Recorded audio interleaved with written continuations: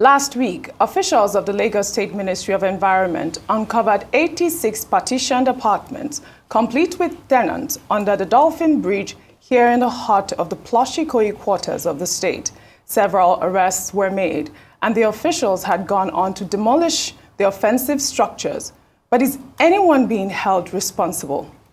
The ministry is also ramping up efforts to upstage occupants of the similar squatter camps in various parts of the state, including abandoned or disused government buildings, as well as those accused of erecting structures on drainage channels. Well, for a closer scrutiny of the issues involved here, we're now being joined by Tokunbo Wahab, the Lagos State Commissioner for Environment. We expect that the Honorable Commissioner would also help us shine the light on collaborative effort with other government agencies to improve security around Lagos. Well, good morning, sir.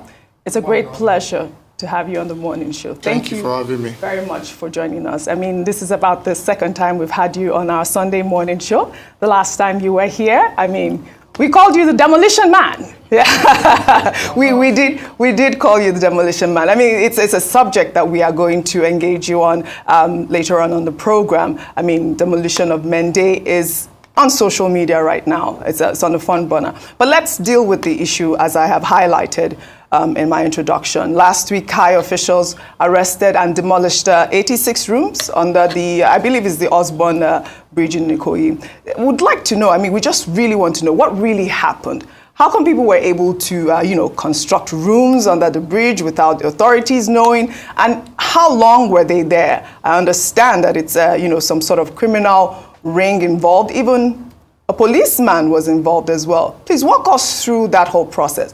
And where are the, I don't know if to call them victims at this point? Okay, thank you very much, Moji. Good morning, Sherito and Steve. Good morning. And my pretty lady there. You see, Adeswa, let me walk you through a process. The past few weeks and months, the state made a policy that we shall reclaim all our ungoverned spaces. And we started that with Ijora under bridge after National Theatre. Then we went to Akpogbon, Obalende. Then a whistleblower called our attention last week, Wednesday or the about, Workers' Day. He was jogging and he had voices under the bridge. He couldn't even stop. He slowed down and he peeped in, took a video and sent it to my social media handle. And right there and then, I had to inform the governor that something is happening here that we need to find a way to move in. And he approved. And the rest, they say, is history. What is not history is the fact that we have declared the ringleader wanted because somebody somewhere has been collecting rent and giving out spaces to individuals, women, young people. And we have said to him, and we've said to ourselves, the long arm of the law shall definitely catch up with him, no matter how long it takes us.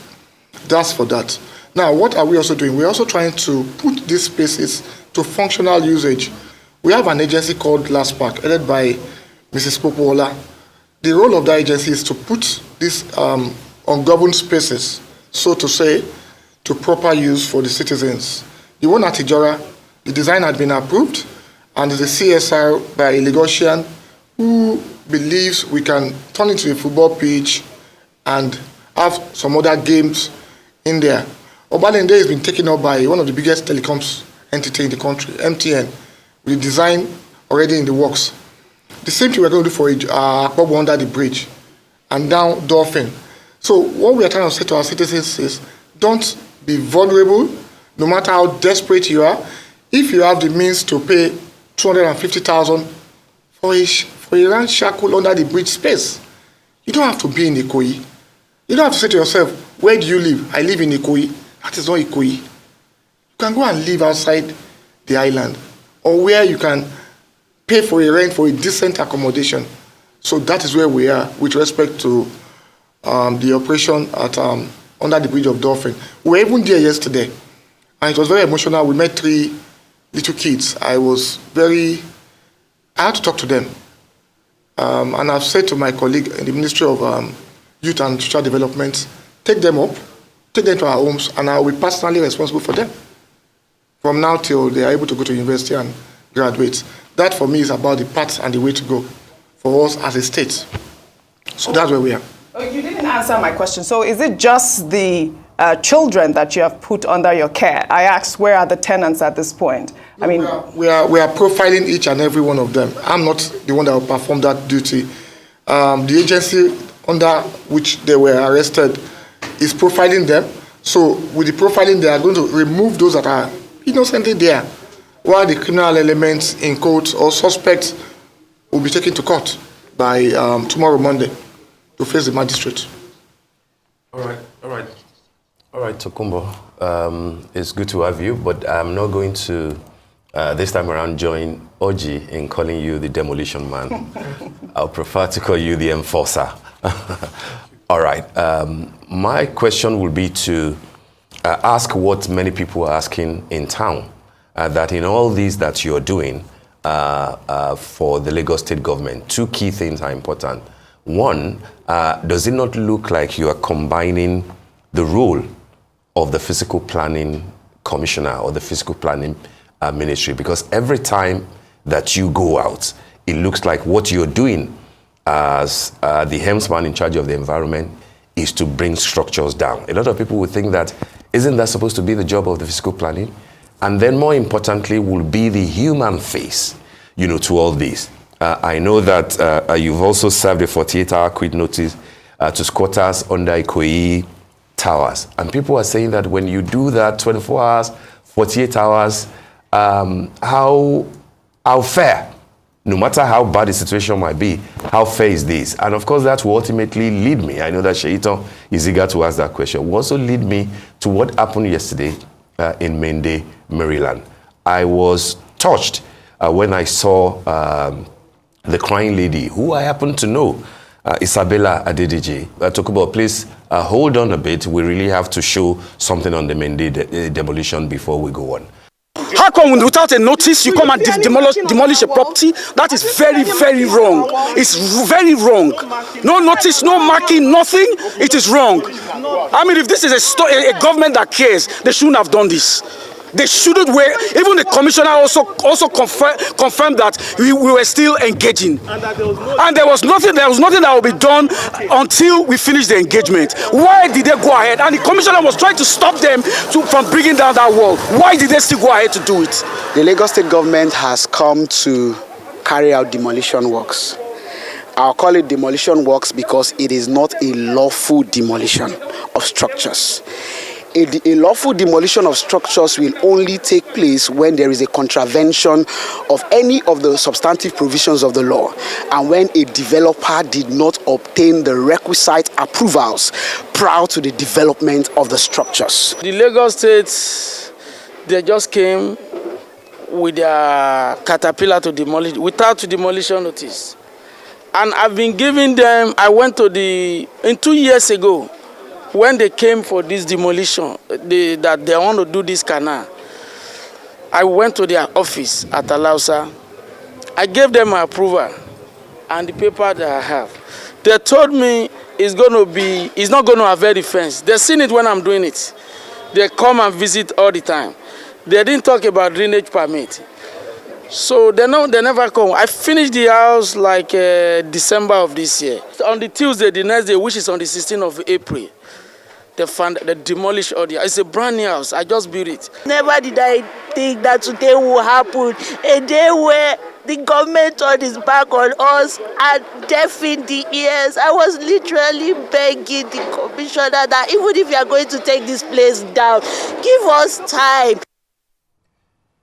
All right, Honorable Commissioner Tokunbo Wahab, as I was saying, that's the video that I was trying to make reference to, and that was Isabella Adedeji there, saying that even if the demolition will have to go on, why can't time be given? Why couldn't you have considered, an extension of time? And I guess that this will be within your purview, given that part of what was discussed there has to do with drainage permits. Why does it look like what Lagos State government is doing, in particular you as the enforcer, does not seem to have sufficient human face? Thank you very much, Steve. Let me separate the issues. The first question you did ask was fiscal planning environment, and I'm glad you were in the system for a while. I don't demolish properties. I remove contraventions on the right-of-way of the drainage system or the canals. And with respect to Mende, in 1974, General Mobolaji Johnson, as the governor of Lagos State, or Milad of Lagos State, gazetted the Odoyalaro right-of-way on both sides of Mende and Ogudu.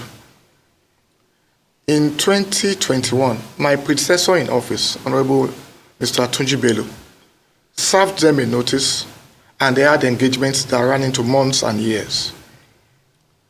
In November 2023, we called the stakeholders meeting. We served notices before then. We had even marked buildings on the right-of-way. And they came to my office with the honorable member representing Koshofe constituency, Honorable Kolawon. We had a meeting. We played the video. And they did admit that, yes, they are on the right-of-way. However, they were pleading that we should reduce the right-of-way for Odoyalaro from 230 to even 60 on both sides, making 30-30. And we said it's not possible because a bridge by Julius Berger is running through that corridor to open up the space and the infrastructure provision. And so we have to enforce. That was 23rd of November last year. Afterwards, the engagement continued. The notices were served again. So they started removing the contravention 2 weeks ago. But Mende Villa sent in some documents. And I said to those on the field, and the two PAMSECs, I'm glad Engineer Mahmoud Adebite and Dr. Gaji said, let us go back there. Let us go and revisit and look at the documents. Last week, Sunday, we went there in the morning. We had an engagement that was not conclusive. Meanwhile, all the other properties on that same alignment, they were removing them. I said, stop on Mende Villa. Let us go back to the office. People with institutional knowledge are still in the system. Two of them were mentioned, Engineer Fashino and Engineer Taiwo. We asked them to come to the office. They briefed us. And we said, let us go back to Mende Villa yesterday. On the issue of notices, there have been served enough notices. We were there yesterday, and they said to them, by the way, this developer... Sorry, sir, by enough notices, can you let us know when those notices were served and how many? In 2021, renewed again in 2023, 6 months ago. In my first life, I was a lawyer. Notices are the fulcrum of any activity, and we had served those notices. I am sure of that, because I had to ask for the file. I had to say to them, go back and serve again last year, November, after we met with them in my office. And those places were marked. So... The notices, sorry to cut you short, what did he say? Remove those illegal structures? Remove these properties sitting on the right-of-way for Systems 1, Odoyalaro. And we marked the properties. The reason why we had to go back, now let me also say this. The place called Mende Villa is a very massive expanse of land and estates. So the first survey showed they are sitting right inside Odoyalaro. But the document they paraded showed that they were given a setback of between 15 and 18 meters to Odoyalaro. So take the measurements. We even sent in a surveyor on Monday. Surveyor came back with the report. And we went back yesterday. We said to them, you are sitting right inside, but not all the properties. The ones to your right may have to be removed to allow Systems 1. And I'm glad your reporter was there. We went outside their compound and we said, look at this alignment yourself and take the shots. If we are wrong, let the public decide. Now, people can go and say they will not serve notices. I'm not the developer, I'm not the landlord, but I know those landlords met with government. The meetings were recorded, and they did admit that, yes, they should give him more time. More time, 6 months, if it's not enough, then 6 years will probably not be enough. Now, let us also draw the line, Steve.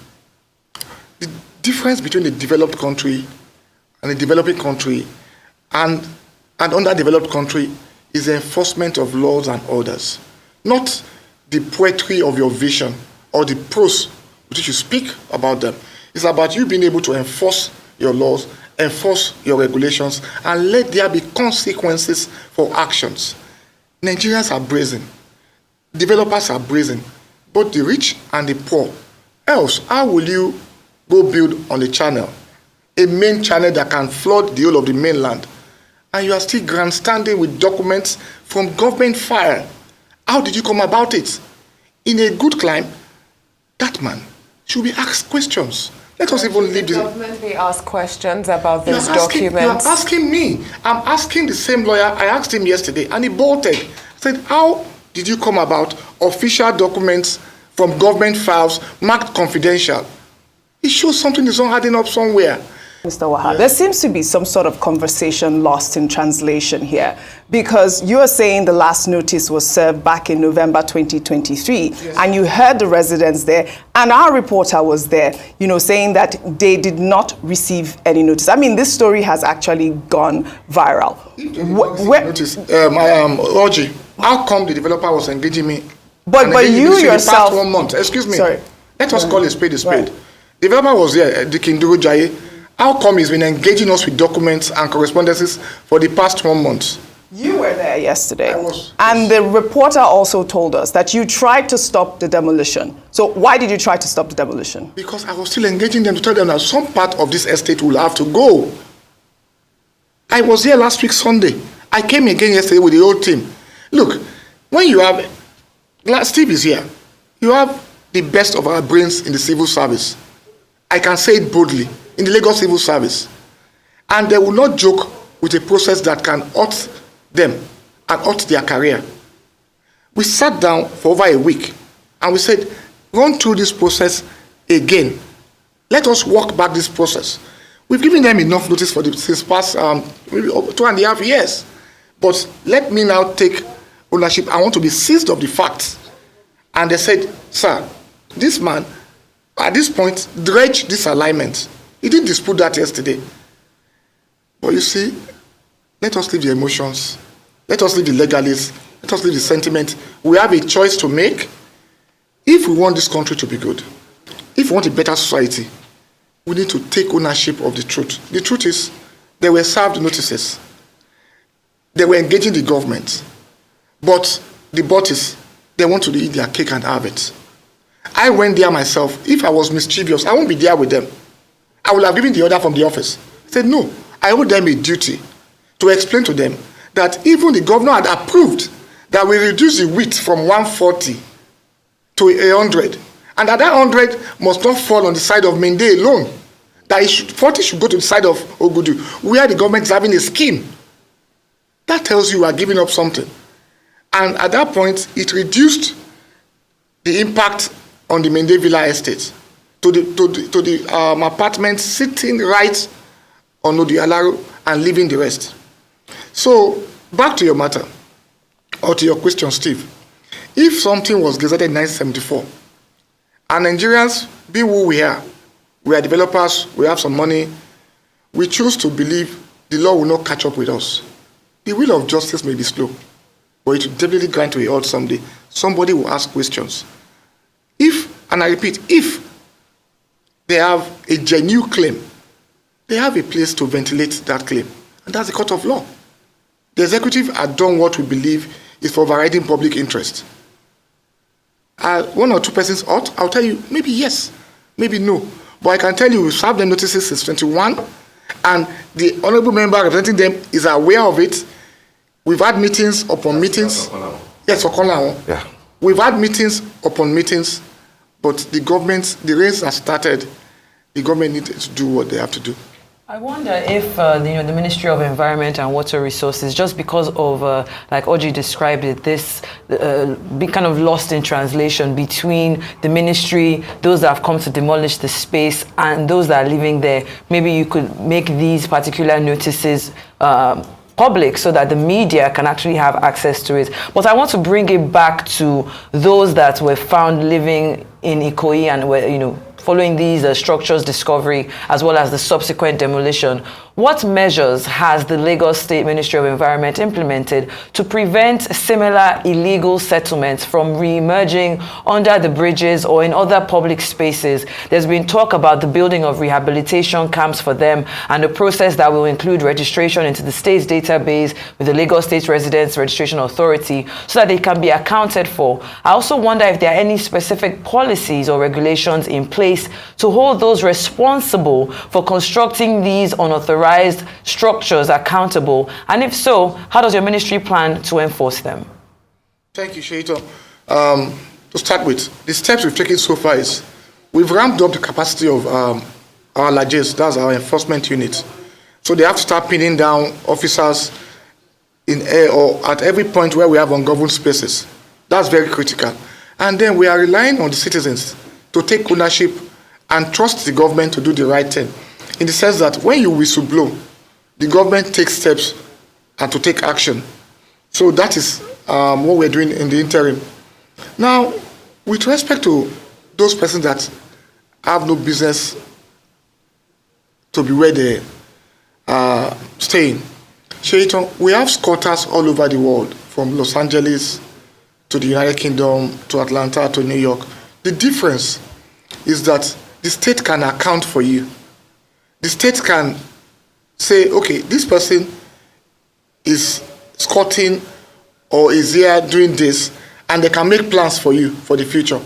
What we have and what we're trying to push back in Lagos is, let us be able to account for everyone that is in this space for the sake of those generality of our citizens.